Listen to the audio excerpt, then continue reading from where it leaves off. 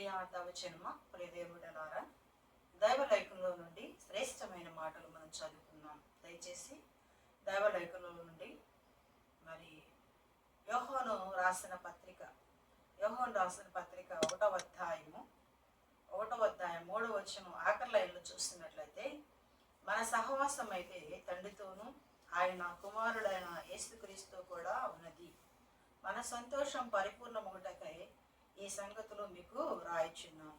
ప్రియ దైవజనమా, ప్రియ దేవుని బిడ్డలారా, ఇక్కడ మనం చదువుకున్న వాక్య భాగంలో మన సహవాసం అయితే తండ్రితోనూ తన కుమారుడైన యేసుక్రీస్తుతో కూడా ఉన్నది. నా ప్రియ సహోదరుడా, నా ప్రియ సహోదరి, ప్రభు నామంలో చేతులు జోడించి మనం చేస్తున్నాం. మీ సహవాసం ఎలా ఉంది? మీ ఫ్రెండ్షిప్ ఎలా ఉంది? ఎలోక సంబంధంగా స్నేహాలు చేస్తూ ఉంటాం, ఫ్రెండ్షిప్ చేస్తూ ఉంటాం. ఎవరితో స్నేహం చేస్తున్నావు? ఎలా స్నేహం చేసే వ్యక్తిగా ఉన్నావు? ప్రభునందు ప్రియులారా, ఈ లోకంలో ఎంతో మంది స్నేహితులు ఉండొచ్చు, ఎంతో మంది ఫ్రెండ్లు ఉండొచ్చు, ఎంతో మంది ఆప్యాయతలు మరి అనేక మంది మీకు ఉండవచ్చును. కానీ ఇక్కడ మనం దేవుని లేఖను మనం చూస్తున్నట్లయితే, మన సహవాసం అయితే తండ్రితో ఉండాలంట, తన కుమారుడైన యేసుక్రీస్తు కూడా ఉన్నదని అపోస్తలుడైన మరి పౌలు యోహాను గారు మనకు రాస్తున్నాడు. అపోస్తలుడైన పౌలు లేఖనాలు ఎన్నో రాశాడు, కానీ యోహాను రాసిన పత్రిక వచ్చేలేక యోహాను రాసినట్టు మనం చూస్తున్నాం. నా ప్రియ సహోదరి, ఇక్కడ మనం జ్ఞాపకం చేసుకోవాల్సింది ఏంటంటే, మన సహవాసం ఎలా ఉంది, మన ఫ్రెండ్షిప్ ఎలా ఉంది. చాలా మంది ఫ్రెండ్షిప్లు ఉంటారు, చాలా మంది దోస్తులు ఉంటారు, చాలా గడిదయ్యాని బంధం, చాలా స్నేహంగా ఉంటారు, చాలా మంది అనురాగ ఆప్యాయతలుగా ఉంటారు. కష్టాలు వస్తే, బాధలు వస్తే, లేకపోతే ఏదైనా ఇబ్బందికరమైన పరిస్థితులు వస్తే వాళ్ళందరూ ఏమైపోతారంటే దూరం అయిపోతూ ఉంటారు. నా ప్రియ సహోదరి, ఇక్కడ మనం తెలుసుకోవాల్సిన సత్యం ఏంటంటే, ఈ లోక స్నేహము దేవునితో వైరమైన దేవుని వాక్యం తెలియజేస్తుంది. ఈ లోకంలో మనకి ఎవరు స్నేహితులు లేకపోయినా పర్లేదు, కానీ పరమందున్న దేవుని మన స్నేహితుడుగా పెట్టుకోవాలి. ఇక్కడ జ్ఞాపకం చేసుకుంటే, మన సహవాసం అయితే, మన ఫ్రెండ్షిప్ అయితే, మనము దేవునితో ఎక్కువ సంబంధం కలిగి, ఎక్కువ ఆయనతో ప్రార్థన జీవితం, ఆయనలో వాక్యం చదవడం, ఆయనతో ఎక్కువ సంభాషించడం, దేవునితో మాట్లాడుకోవడం, పరిశుద్ధ ఆత్మలో ఆనందించడం మనం నేర్చుకోవాలి. ఇక్కడ జ్ఞాపకం చేసుకున్న మాట ఏంటంటే, మన సహవాసము తండ్రితోనూ తన కుమారుడైన యేసుక్రీస్తు కూడా ఉన్నది. మన సంతోషము పరిపూర్ణమగుటకై ఈ సంగతులు మీకు రాయిచున్నానని దేవుని వాక్యం తెలియజేస్తుంది. నా ప్రియ సహోదరుడా, నీవెలా ఉన్నావు? నీ జీవితం ఎలా ఉంది? ప్రభునందు ప్రియులారా, ఈ లోక స్నేహంలో నువ్వు ఉన్నట్లయితే, ఈ లోక స్నేహితులను స్నేహించినట్లయితే, ఈ లోక స్నేహితులను మోసం చేస్తారు. ఈ లోక స్నేహము దేవునికి వైరమైన దేవుని వాక్యం తెలియజేస్తుంది. ఈ లోకంలో ఉన్న వాటిని స్నేహించి, ఈ లోకంలో ఉన్న ధనాన్ని కానీ, బంగారాన్ని కానీ, ఈ లోకంలో ఉన్న వాటిని ఆశించి, లోకంలో ఉన్న వాటి కొరకు పరుగులెత్తుతూ వాటిని ఆప్యాయతను, అనురాగాన్ని పంచుకుంటా ఒకరోజు మోసం చేస్తాయి. అవి ఒకరోజు నెక్కిలెందుల పాలు చేస్తాయి. ఒకరోజు నీకు భయంకరమైన పరిస్థితి వస్తుంది. కానీ నా ప్రియుడైన, నా ప్రాణనాథుడైన యేసయ్యతో స్నేహం చేస్తూ, ఆయనతో ఎక్కువ సమయం గడుపుతూ, ఆయన పాదములెత్త నీవు తగ్గించుకొని, నేల మట్టుకు తగ్గించుకొని, ఆయన పాదలతో పడి నువ్వు ఆయన సన్నిధిలో ఉన్నట్లయితే నీకేమొస్తుందంట? సంతోషం వస్తుందంట, పరిపూర్ణమైన సంతోషం వస్తుందంట. ఇక్కడ మనం జ్ఞాపకం చేసుకుంటే చాలా దీవెనకరమైన మాటలు మనం చూస్తాం. మేము విన్న వాటిని గురించి, కన్న వాటిని గురించి మేము చెప్పకుండా ఉండలేమని ఇక్కడ ఈ పత్రిక రాస్తూ చాలా దీవెనకరమైన మాటలు రాస్తున్నాడు. నా ప్రియ సోదరి, మన జీవితాలు ఎలా ఉన్నాం?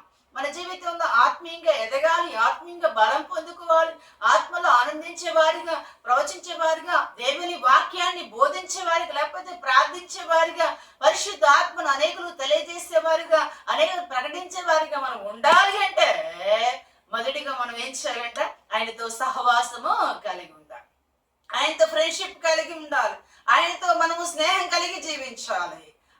మనము ఆయనతో మాట్లాడే వ్యక్తులుగా ఉండాలి. ఎక్కువ సమయం ఆయనతో గడిపినట్లయితే నీ జీవితంలో ఏమొస్తుందని దేవుని వాక్యం తెలియజేస్తుందంటే సంతోషం వస్తుంది.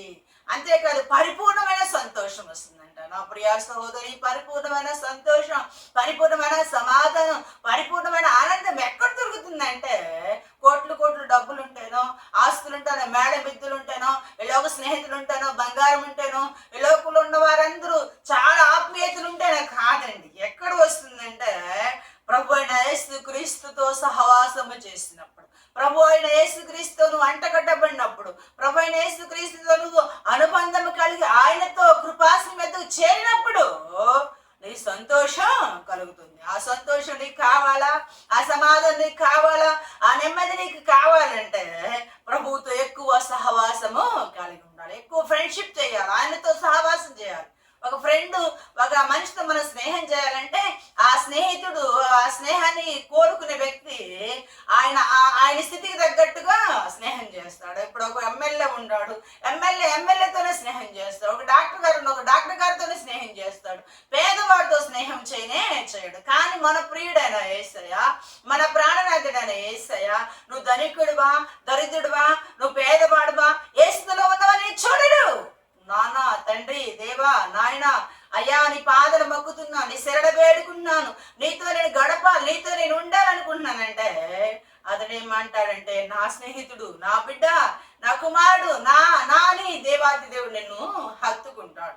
నా ప్రియ సోదరి, లోక స్నేహాలన్నీ కూడా హోదాలను బట్టి, అంతస్తులను బట్టి, మేడబిద్దలను బట్టి చూస్తారు. కానీ పరమందున్న దేవునితో స్నేహం చేస్తే నీ స్నేహము ఎలాగుంటుందంట? మన సహవాసం అయితే తండ్రితోను, తర్వాత ఏమిట కుమారుడైన యేసుక్రీస్తుతో కూడా ఉన్నది. నా ప్రియ సహోదరుడు, ఈరోజు నీ స్నేహం ఎలా ఉంది? నీ పరిస్థితి ఎలా ఉంది? నువ్వు ఎలా స్నేహం చేస్తున్నావు? నీ సహవాసం ఎలా ఉంది? సహవాసం చాలా మంది చేస్తూ ఉంటారు. తల్లిదండ్రులు చెబుతారు, వాడు స్నేహం చేయబాకయ్యా, వాడు సహవాసానికి వెళ్ళబాకు, ఎందుకంటే వాడు మంచివాడు కాదు. ఎందుకంటే వాడు చేస్తున్న నీకు అంటుకుంటా, వారు నెల స్నేహం చేస్తారంట, వారు అవుతారంట. అలాంటి స్నేహాల్లో దోషం ఉంటుంది, మరి భయంకరమైన పరిస్థితులు వస్తాయి. కానీ పరమందున్న దేవునితో సహవాసం చేస్తే నీకేమొస్తుందంటే పరిపూర్ణమైన సంతోషము వస్తుంది. సంతోషం, సమాధానం ఎక్కడ దొరుకుతుందంటే యేసయ్యతో దొరుకుతుంది. కనుక ఆయనతో సహవాసం చేసేవారిగా ఉండాలి. దైవలేఖలో మనం చూస్తున్నట్లయితే మొదటి కొరింథీయులకు రాసిన పత్రిక 1వ అధ్యాయము 9వ వచనం చూస్తున్నట్లయితే మన ప్రభు అయిన యేసుక్రీస్తు తన కుమారుని సహవాసములోని పిలిచిన వాడు నమ్మదగిన దేవుడు. నా ప్రియ సోదరి, ఇక్కడ జ్ఞాపకం చేసుకుంటే మనల్ని పిలుస్తున్నాడు. ఏమని పిలుస్తున్నాడు? మన ప్రభు అయిన యేసుక్రీస్తు సహవాసములోనికి మనల్ని పిలిచిన వాడు నమ్మదగిన దేవుడు. మనుషులు నమ్మదగిన వారు కాదు, స్నేహితులు నమ్మదగిన వారు కాదు, లోక సంబంధులు నమ్మదగిన వారు కాదు. కానీ పరమందున్న దేవుడు నమ్మదగిన దేవుడు. మన సహవాసంలోని, తన కుమారుని సహవాసంలోని మనం పిలుస్తున్నాడండి. నా ప్రియ సోదరి, మన జీవితాల్లో ఎలా ఉన్నాం? మనం దేవుని బిడ్డలుగా, దేవుని ప్రజలుగా, దేవుని సత్యైన జనంగా మన జీవితాలు కొనసాగిస్తున్న మన జీవితాల్లో మనం ఆయనకు నమ్మదగిన వారికి ఉన్నామా? ఆయన స్నేహితుడిగా పిలిచే, ఆయన మనల్ని పిలిచే భాగ్యం, లేకపోతే ఆయన మనల్ని హత్తుకునే భాగ్యం కలిగి ఉన్నామా? లేకపోతే మన స్నేహాల్లో దోషం ఉంటుందా? మన స్నేహితుడిగా ఆయనకు ఉండాలంటే ఆయన వలె ఉండాలి, ఆయన పోలి నడవాలి, ఆయన కలిగి నడవాలి. ఆయన స్నేహితుడుగా ఉండడానికి ఆయన ఎలా ఉన్నాడో ఆ రీతిగా ఉండాలి. ఆయన ఎంత పరిశుద్ధుడు, అలా ఉంటే నువ్వు స్నేహం చేయగలుగుతావు. పాపాత్ములు ఆయన స్నేహాన్ని చేయలేరండి. పాపులు ఆయన ముందు నిలవలబడలేరండి. పాపాత్ములు ఆయన దగ్గరికి రావడానికి వీల్లేదండి. ఎవరు వస్తారు, ఎవరు కలిగి ఉంటారంట? ఆయన సన్నిధిలో ఎక్కువ గమనించేవారు, ఆయన సన్నిధిలో ఎక్కువ గడిపేవారు, ఆయన సన్నిధిలో ఎక్కువ ఆయన పాదలు పట్టుకుని శరణ వేడుకుంటూ ఆయన మొరబెట్టుకున్నవారు ఆయన స్నేహితులుగా పిలుస్తున్నాడు. ఇక్కడ జ్ఞాపకం చేసుకుంటాడు, ఆయన కుమారుడు సహవాసంలోనికి పిలిచిన వాడు నమ్మదగిన వాడంట. నా ప్రియ సహోదరి, ఆయన సహవాసంలోకి వస్తే నీకేమొస్తుందంటే సంతోషం వస్తుంది, తర్వాత పరిపూర్ణమైన సంతోషం వస్తుంది. ఈ లోకంలో ఏది కలిగినప్పటికీ కూడా కొద్దిసేపు సంతోషం, బంగారు కొడు కొద్దిసేపు, వస్త్రాలు కొనుక్కుంటూ కొద్దిసేపు సంతోషం, లేకపోతే ఇంటి కట్టుకుంటూ కొద్దిసేపు సంతోషం, పెళ్లి చేసుకుంటూ కొద్దిసేపు సంతోషం. ఈ కొద్ది కాలమే కానీ శాశ్వతమైన సంతోషం, శాశ్వతమైన సమాధానం కావాలంటే ఆయన సహవాసంలోనికి నీవు రావాలి. ఆయన సన్నిధిలో అధికంగా గడపాలి. ఆయన సన్నిధిలో గడుపుతుంటే క్రొవ్వు మెదడు దొరికినంత తృప్తి నీకు దొరుకుతుంది. దొరకాలి అని అంటే ఆయన సహవాసంలోనికి మనము రావాలి. ఆయన పాదములతో పట్టుకొని ఆయన వేడుకున్నట్లయితే ఆయన ఏం చేస్తాడంట? పరిపూర్ణమైన సంతోషం ఇస్తాడంట. ఆ సంతోషంతో పాటు ఆయనంట నమ్మదగిన దేవుడు. నమ్మదగిన దేవుడు. నువ్వు నమ్మదగిన వారిగా ఉన్నావా? దేవుడు నమ్మదగిన దేవుడు. నీవు నమ్మదగిన వాడిగా ఉన్నావా? దేవుడు నిన్ను చూసినప్పుడు ఆకాశమందున్న ఆశ్చర్యమైన దేవుడిని చూస్తా ఉంటాడు. నల్లను పరిశోధన చేస్తాడు. నమ్మకస్తులు ఎవరు కనబడతారు, నమ్మకమైన బిడ్డలు ఎవరు కనబడతారు అని చూస్తాడు. ఆయన దృష్టిలో నువ్వు నమ్మకస్తుడిగా ఉన్నావా? నా ప్రియ సోదరుడా, నువ్వు నమ్మకస్తుడిగా లేకుండా ఆయనకి వేరుగా జీవిస్తూ, ఆయనకి వేరుగా బ్రతుకుతూ, నా ఇష్టం నా జీవితం అన్నట్లు బ్రతుకుతూ ప్రభు అంటే ఆయనే మాత్రం ఇష్టపడడు. ఆయన ఇష్టపడే జాబితాలో ఉన్నప్పుడు నీకేమొస్తుందంట? సంతోషం కలుగుతుంది, పరిపూర్ణమైన సంతోషం కలుగుతుంది. బైబిల్లో మనం చూస్తున్నట్లయితే ఏ భక్తులు మనం జ్ఞాపకం చేసుకుంటే, ఆయనతో సహవాసం చేసినట్లయితే మీకు మేలును సమాధానం కలుగుతుంది. దేవుడికి స్తోత్రం నా ప్రియ సహోదరి. ఆయనతో సహవాసం చేస్తే తర్వాత అంటాడు మేలు సమాధానం దొరుకుతుందండి. ఆయన దగ్గర సమాధానం ఉంది, మేలు దొరుకుతుంది నా ప్రియ సహోదరి. ఈ లోకంలో ఉన్నదంతా వ్యర్థమే. ఈ లోకము శాశ్వతమైనది ఏది లేదు. ఈ లోకంలో ఏది మనకు అక్కర రాదు. మనం తీసుకుని పోలేము. మనం తీసుకొని పోవలసింది, మనతో ఉండవలసింది ఏంటంటే పరిపూర్ణమైన సంతోషం, పరిపూర్ణమైన సమాధానం, పరిపూర్ణమైన మేలు మనం కలిగి ఉండాలి. ఆయనతో సహవాసం చేస్తే, దయచేసి నా ప్రియ సోదరు, ఆయనతో సహవాసం చేస్తే ఏమొస్తుందంటే మేలు వస్తుంది, సమాధానం వస్తుంది. ఎన్ని ఇబ్బందికరమైన పరిస్థితులు, చుట్టూరు భయంకరమైన చుడిగాలు, పెనుగాలు, తుఫాన్లు, అనేకమైన కుటుంబ సంస్థలు, ఆర్థిక ఇబ్బందులు ఎన్నో రావచ్చు. కానీ వాటన్నిటిని తట్టుకునే, తాడుకునే శక్తి నీకు ఇస్తాడు. ఇవ్వాలి అంటే ఆయనతో సహవాసం చేయాలి. ఏ భక్తుడు చక్కని మాట రాస్తున్నాడు. ఆయనతో సహవాసం చేసినట్లయితే మీకు మేలును సమాధానం దొరుకుతుంది. నా ప్రియ సోదరి, ఈ రోజున సమాధానం లేకుండా, మరి సంతోషం లేకుండా ఎంతమంది ఉన్నారు ఈ భూ ప్రపంచంలో. అన్నీ ఉన్నాయమ్మా, మా జీవితాల్లో సంతోషం లేదు, మా జీవితాల్లో సమాధానం లేదు. నాకు, నా భర్తకు, నాకు, నా పిల్లలకు, నాకు, నా సంతానానికి సమాధానం లేదని చెప్పేవాళ్ళు ఎంతమంది. నా ప్రియ సోదరి, నా ప్రియుడైన యేసయ్యతో ఉంటే ఏది వచ్చినప్పుడు కూడా నెమ్మదికరమైన జీవితం, శ్రేష్టకరమైన జీవితం, అమూల్యమైన జీవితం, అతి విలువైన జీవితం కలిగి ఉండాలంటే ఆయనతో సహవాసము కలిగి ఉండాలి. ఆయనతో సహవాసము కలిగి ఉంటా, ఆయనతో ఫ్రెండ్షిప్ కలిగి ఉంటా, ఆయనతో నీవు నడుస్తావు. దైవలేఖలు మనం జ్ఞాపకం చేసుకుంటే ఆనోకు దేవునితో కొనిపోబడి ఆనోకు దేవునితో నడిచాడు. నడవడానికి కారణం ఏంటంటే దేవుడు, ఆయన ఇద్దరు కూడా స్నేహితులుగా ఉన్నట్లు మనం చూస్తున్నాం. నా ప్రియ సోదరి, మన జీవితాల్లో మన బ్రతుకులు ఎలా ఉన్నాం?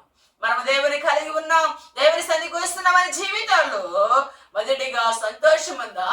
రెండోది పరిపూర్ణమైన సంతోషం ఉందా? పరిపూర్ణమైన సంతోషం, పరిపూర్ణమైన సమాధానం కావాలంటే యేసయ్య ఎద్దుకు రావాలి. యేసయ్య పాదములతో దీన మనసు కలిగి, ఈ లోకంలో ఆహారం ఉన్నా, లేకపోతే వస్త్రం ఉన్నా, లేకున్నా, ఏది ఉన్నా లేకపోయినా దేవుడొక్కడే చాలు. దేవుడొక్కడు గుండెలండో విశ్వాసమును కర్తయు దాన్ని కొనసాగించువాడన యేసు వైపు చూచుచు ముందు కొనసాగబడినట్లయితే నీ జీవితం సంతోషం.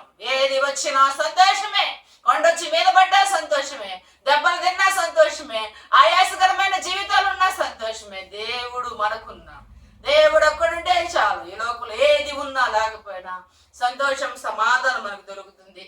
దొరకాలి, మనం పొందుకోవాలంటే మన జీవితాల్లో మనం ఏం కలిగి ఉన్నాం? మొదటిగా నీకు సంతోషం ఉందా? రెండవదిగా పరిపూర్ణమైన సంతోషం ఉందా? నీకు మేలుందా? సమాధానం ఉందా? ఈ 4 కలిగి ఉన్నావా? 4 లేకపోతే ఒకవేళ దేవాదేవుడు నీతోనే మాట్లాడుచున్నాడు, నిన్నే హెచ్చరిస్తున్నాడు. నీ జీవితంలో సంతోషం, సమాధానం దొరకాలంటే యేసయ్య పాదాల ఎద్దుకు రావాలి. యేసయ్య దగ్గరకు వచ్చి ఆయన సన్నిధిలో మొరపెట్టినట్లయితే ఆయన సహాయం చేస్తాడు. గమనించండి, యోహోను రాసిన సువార్త 15వ అధ్యాయము 14వ వచనం మనం జ్ఞాపకం చేసుకుంటే, నేను మీకు ఆజ్ఞాపించిన మీరు నా స్నేహితులై ఉందురు. నా ఆజ్ఞ మీరు గైకొన్నప్పుడు, నా ఆజ్ఞ మీరు నెరవేర్చినప్పుడు నాకు మీరు ఎలా ఉంటారు? స్నేహితులై ఉందురు అంట. దేవుని ఆజ్ఞ ప్రకారం మనం నడవాలి. దేవుని కట్టడ ప్రకారం, దేవుని నిర్ణయం ప్రకారం మనం జీవించినప్పుడు మనం ఆయనకు స్నేహితులుగా ఉంటాం. మన దైవలేఖనం మనకు తెలియజేస్తుంది. నువ్వు స్నేహితుడుగా పిలవబడాలంటే నువ్వు ఎలా ఉన్నావు? నీ జీవితం ఎలా ఉంది? దేవునితో సహవాసం, ఎక్కువ సంబంధం కలిగి ఉండాలి. లోకస్తులతో స్నేహం చేస్తారు. లోకస్తులు ఒక రోజున వాళ్ళని ఏం చేస్తారు? స్నేహం చేసినంత కాలం వారి మాటలు వీళ్ళకి, వీళ్ళ మాటలు వాళ్ళు ఇద్దరు బాగా పంచుకుంటారు. ఒక రోజున భయంకరమైన ఇబ్బంది వస్తుంది. ఒకరినొకరు భయంకరంగా ద్వేషించుకుంటారు, దూషించుకుంటారు, అపహాసం చేసుకుంటారు. భయంకరమైన అలజడి జరుగుతుంది. ప్రియా సహోదరుడా, ప్రియా సహోదరి, నీ జీవితంలో ఎలా ఉండాలంటే ఆయనతో స్నేహము చేయాలి, ఆయనతో ఫ్రెండ్షిప్ చేయాలి, ఆయనతో ఫ్రెండ్గానే ఉండాలి, ఆయన స్నేహితుడిగానే ఉండాలంటే ఆయన వలె ఉండాలి. అందుకంటే ఆయన క్రీస్తుని పోలి నడుచుకున్నాను, మీరు నన్ను పోలి నడవమన్నాడు. ఆయన పోలిక, ఆయన స్వరూపానికి రావాలంటే ఆయన అడుగును వేయాలి, ఆయనతో నువ్వు నడవాలి. ఆయన ఎలా నడిచాడు, ఎలా ప్రేమ చూపాడు, ఎలా అనురాగం చూపాడు, ఎలా ఆప్యాయత చూపాడు, ఎలా మమకారం చూపాడు, ఎలా తగ్గించుకున్నాడు, ఎలా లోబడి ఉన్నాడు, ఎలా ధీరుడుగా తను తాను అర్పణ చేయబడ రైతుగా నువ్వు ఉండాలి. ఉండకుండా తిరుగుబాటు చేస్తూ ఆయన ఫ్రెండ్ను ఆయన స్నేహితుడిని అని చెప్తే ఆయన ఏమాత్రము ఇష్టపడకుండా ఉండాలంటే, మనం ఇష్టపడే వారికి ఉండాలంటే మనం తగ్గించుకొని, నేల మట్టుకు తగ్గించుకొని ప్రభు బాధలు పట్టుకుని ప్రభును వేడుకవ. అందుకంటాడు తనకు మొరపెట్టు వారందరికీ, నిజంగా మొరపెట్టు వారందరికీ ఆయన కోరికలు నెరవేరుస్తాడంట. నెరవేర్చబడాలంటే ఆయనతో సహవాసం కలిగి ఉండాలి. ఎక్కువ సమయం నువ్వు ఎలా గడుపుతున్నావు? ప్రార్థనా జీవితం ఉందా? బైబిల్ చదువుతున్నావా? దేవుని వాక్యాన్ని ధ్యానం చేస్తున్నావా? దేవునితో ఎక్కువ గడిపినట్లయితే ఆయనని దర్శిస్తాడు. ఆయనతో అయ్యా నేను నీకు వ్యతిరేకంగా నడిచాను, కానీ ఈ రోజు నుండి ఆయన నీకు ఇష్టకరంగా, నీకు స్నేహితుడుగా, నీ ఫ్రెండ్గా నేను ఉంటానని దేవుని దగ్గరికి వచ్చి ఆయన పాదలు పట్టుకొని ఆయన వేడుకోగలిగితే, పరమందున్న దేవుడు, పరిశుద్ధుడైన దేవుడు, నీతి న్యాయం కలిగిన దేవుడు, న్యాయాధిపతి అయిన దేవుడు మనం బ్లెస్ చేస్తాడు. అలాంటి బ్లెస్సింగ్, అలాంటి కృప, అలాంటి సమాధానం నీకు కావాలంటే నేల మట్టుకు తగ్గించుకుని ప్రభు పాదలు పట్టుకుని ప్రభుని వేడుకుంటే ఆయన సహాయం చేస్తాడు. అటు కృప, అటు సమాధానం మనం పొందుకోవాలని ప్రభు అయిన యేసయ్య నామములో తెలియజేస్తూ ఈ లేఖన భాగాలు దేవుడు దీవించి ఆశీర్వదించును గాక. ఆమేన్. ప్రార్థన చేసుకుందాం. తల్ల ఉంచండి. ప్రియాద వచ్చిన ఒక్కసారి నెమరు వేసుకున్నాడు. మన జీవితాలు ఎలా ఉన్నాయి? మనం పరిపూర్ణమైన సంతోషం ఉందా? ప్రియా సోదరి, మేలు కలిగి ఉన్నావా? సమాధానం కలిగి ఉన్నావా? ఆయనతో స్నేహం చేసే విషయంలో ఆయన ఆజ్ఞలను గైకున్నావా? ఎలా ఉన్నావు? ఒకసారి పరిశోధన చేసుకుందాం. ప్రేమ నమ్మకమైన తండ్రి, ప్రేమ ప్రియుడ, జీవాధిపతి, జీవునకు కారణభూతుడు అయిన మా యేసు రాజా, నీకు వందనాలు, స్తోత్రాలు నాన్న. నువ్వెంతైనా నమ్మదగిన దేవుడు, ఎంతైనా గొప్పవాడు అయ్యా, గొప్పవాడు. నీవంటే దేవుడు లేడు. నీవొక్కడవే దేవుడు, నీవొక్కడవే సత్యస్వరూపి, సత్యములకు కారణభూతుడు, ఆది అంతమైన దేవుడు, ఆధారభూతుడు అయిన తండ్రి, ఈ బంగారు పాదాలకి వందనాలు, స్తోత్రాలు చెల్లిస్తున్నానయ్యా. మరి విశేషణ ఆయన నీ వాక్యం ద్వారా మీరు మాతో మాట్లాడారు అయ్యా. యూట్యూబ్ చూసిన ప్రతి బిడ్డకు దీవెన, ఆశీర్వాదాలు, బ్లెస్సింగ్ పొందుకోవడానికి, నీతో సహవాసం కలిగి ఉండడానికి సహాయం దాయిచ్చి నీ సన్నిధి తోడుగా ఉంచయ్యా. విన్న బిడ్డలు ప్రభువా, విని విడిచిపెట్టక వాక్యానుసరంగా బ్రతకలిగే భాగ్యం దాయిచ్చి ఆత్మకార్యాలు, అద్భుత కార్యాలు, మహోన్నతమైన కార్యాలు జరిగించాయి.